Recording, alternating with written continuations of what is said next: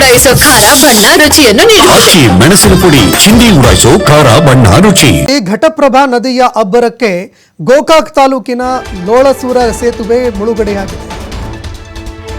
ಜತ್ ಜಾಂಬೋಟಿ ರಾಜ್ಯ ಹೆದ್ದಾರಿಯ ಸಂಪರ್ಕ ಕಡಿತ ಆಗಿದೆ.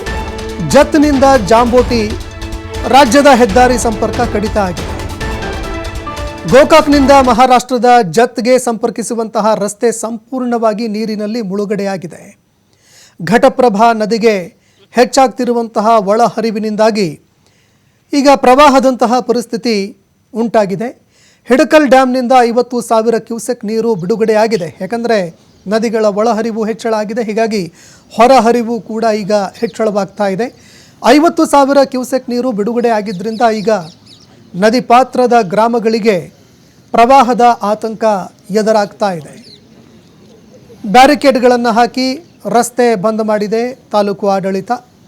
ಗ್ರಾಮದ ಜನರಿಗೆ ಹಾಗೂ ಜನಸಾಮಾನ್ಯರಿಗೆ ನದಿ ಪಾತ್ರಗಳಿಗೆ ತೆರಳದಂತೆ ಎಚ್ಚರಿಕೆ ಕೂಡ ನೀಡಲಾಗಿದೆ.